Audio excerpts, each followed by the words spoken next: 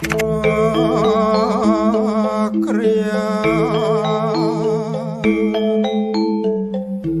Sang Saksa.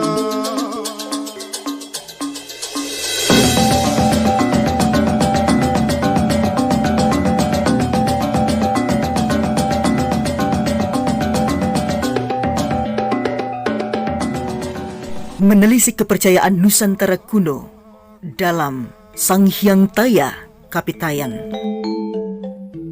Bersama saya, Jurutapakan Selobi Omnivora. Tentu hanya di Selobi Omnivora Channel.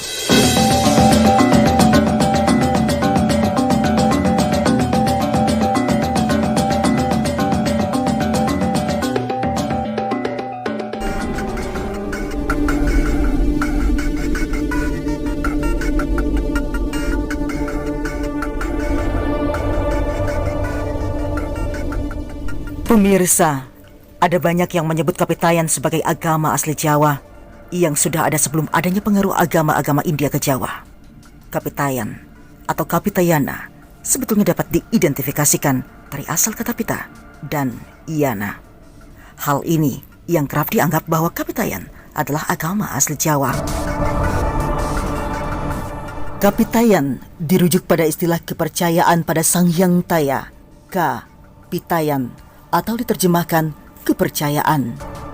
Istilah Kapitayan ini nampaknya diejat tanpa diakritik sebagai Kapitayana. Sebagaimana dialek serupa yang terjadi dengan istilah kelompok monastik Buddha di Jawa, yakni Kawinayan atau Kawinaya, Kasutrayanan atau Kasutrayana, Kabajradaran maupun Kamahayanan atau Kamahayana.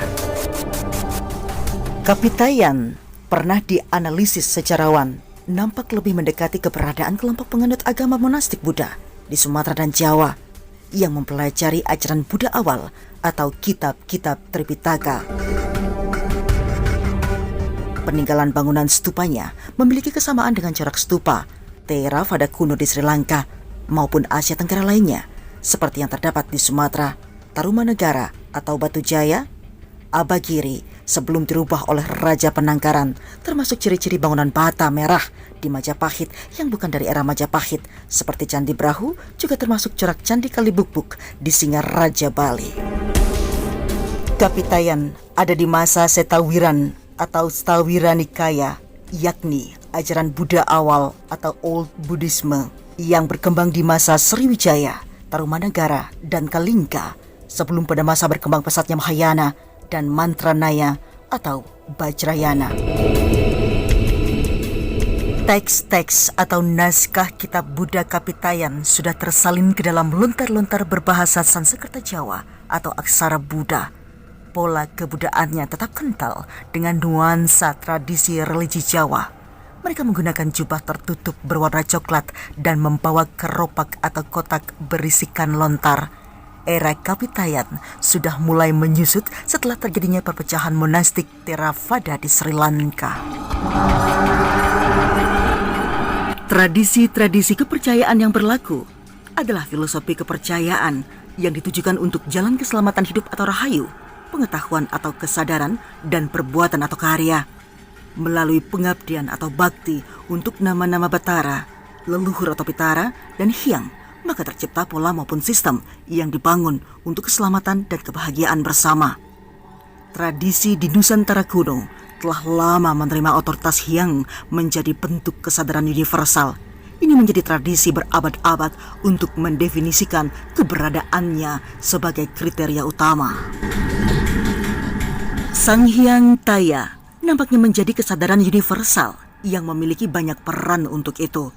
Meskipun kerap dinyatakan berasal dari bahasa kepercayaan asli, seperti Taya atau yang berarti tidak ada, dalam bahasa Sunda adalah Teu Aya. Tetapi istilah Taya Sunya Taya juga terdapat dalam naskah Paramita yang paling awal. Dalam serat Dewa Buddha, turunan dari serat Sewakadharma, bahwa Sang Hyang Taya berkedudukan lebih tinggi dari panteon Hindu ataupun Buddha. Dalam Tatar Sunda terjemahan Agus Munandar halaman 154 hingga 155, kata Sanghyang diartikan tidak tergantung. Kemudian didefinisikan, Siwa Buddha tidak diajarkan, Batara Batari tidak dinamai, Sunyata tidak diunggulkan, dan kata Sanghyang berarti tidak ada. Kemudian dalam Tatar Sunda terjemahan ayat Rohaidi pada tahun 1988 didefinisikan, kata Sanghyang adalah gelar puja. Tidak dikaji yang serupa dengan teratai besar itu. Tidak ada semuanya. Itu sebelumnya tidak ada. Hingga pada nafas, ujar dan tujuan sampai berjumpa suatu kearifan. Dari hal tersebut di atas, dapat didefinisikan bahwa kedudukan awal adanya kesadaran pada Sanghyang oleh leluhur di Sunda maupun Jawa kuno, yakni sebelum semuanya berjumpa pada kesadaran Dharma, berjumpa akan kearifan, dan berjumpa dengan kebijaksanaan, yang artinya semua kehidupan di dunia diawali adanya kesadaran pada Sanghyang. Kapitayan secara sederhana dapat digambarkan sebagai suatu ajaran keyakinan yang memuja sembahan utama yang disebut Sanghyang Taya, yang bermakna hampa, kosong, suwung atau awung-awung. Lalu Taya bermakna yang absolut, yang tidak bisa dipikir dan dibayang-bayangkan, tidak bisa didekati dengan panca indera. Orang Jawa kuno mendefinisikan Sanghyang Taya dalam satu kalimat, tan kena kinaya ngapa, alias tidak bisa diapa-apakan keberadaannya. Kata awung-awung bermakna ada, tetapi tidak ada. Tidak ada, tetapi ada. Untuk itu, supaya bisa dikenal dan dapat disembah manusia, Sanghyang Taya digambarkan mempribadi dalam nama dan sifat ketuhanan yang disebut Tu atau To, yang bermakna daya gaib, bersifat adikodrati, dan inilah yang disebut dengan konsep ketuhanan.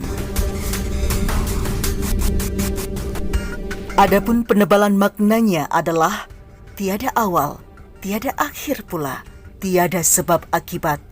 Ini menjadi penegasan di luar kemampuan inderawi, akal dan pikiran.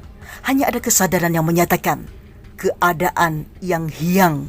Di sini menjadi kesadaran yang maha gaib. Kesadaran yang maha gaib adalah tertinggi atau tidak terjangkau dari segala yang gaib. Di sini, segala yang gaib atau jati niskala menjelaskan adalah kesadaran intelijensi, kejeniusan yang memprakarsai pikiran manusia, nyata juga tidak dapat dijangkau oleh pikiran untuk mewujudkan yang maha gaib itu atau maha jati niskala. Kepercayaan pada hyang mempolakan banyak tradisi dalam bentuk adat istiadat dan ritualnya. Ini memiliki kesamaan, pandangan-pandangan dari berbagai tradisi budayanya, meski dalam interpretasinya yang berbeda dari banyak naskah-naskah kuno maupun tradisi lisannya. Ajaran-ajaran tradisi ini juga menempatkan kepercayaan pada salah satu dewa utama yang dipuja, tetapi tidak spesifik condong mengalahkan kepercayaan mereka pada konsep hyang. Kemudian adalah mengolah kesadaran dan rasa atau budi pekerti menjadi pengetahuan atau kaweruh, di mana keutamaannya adalah memperoleh kecerdasan maupun keingintahuan yang menjadi tujuan kebenaran yang dituju. Kepercayaan kapitayan itu juga dibuktikan dengan adanya sebuah punden di area pemakaman di Banaran dengan lokasi agak tinggi dibanding yang lain. Sebuah pohon besar dan dikelilingi batu rata ada di lokasi tersebut. Orang sekitar menamakan Toranda. Dan pada zaman dahulu, sarana beribadah pada Yang Maha Kuasa hanya diperlukan sebuah lokasi yang keramat atau disucikan dengan benda-benda yang memiliki nama To atau Tu, seperti tuk adalah sumber air, tugu, watu atau batu. Sedangkan sebutan pada pemimpin atau tetua yang dianggap telah memiliki daya lebih dari Yang Maha Kuasa disebut datu atau ratu. Oleh sebab itulah dari Yang Maha Kuasa, Sang Hyang Taya memilih kepada pemujanya memiliki kepribadian yang soleh dan kekuatan yang lebih, yakni tuah dan tulah. Diceritakan ada seorang lelaki bernama Mbah Kasmo, kelahiran tahun 1938, tinggal di Dusun Sesek, Desa Sidorejo, Ponggok, Blitar. Ia bercerita soal Boda Jawi Wisnu Kapitayan, masyarakat Jawa di sekitar Kediri, Blitar, Malang yang pernah eksis dan sempat mengalami surut pada era 1965 karena pengaruh politik pada saat itu. Pada akhirnya, Mbah Kasmo memilih untuk menjadi penganut Hindu karena ada kesamaan penemu dan memang beliau mengakui bahwa sumbernya semua berasal dari Siwa Boda. Loka Samasta Sukinto Bawanto. Saya, Jurutapakan Selobi Omnivora, Kapitayan Sang Hyang Taya. Terima kasih dan sampai jumpa.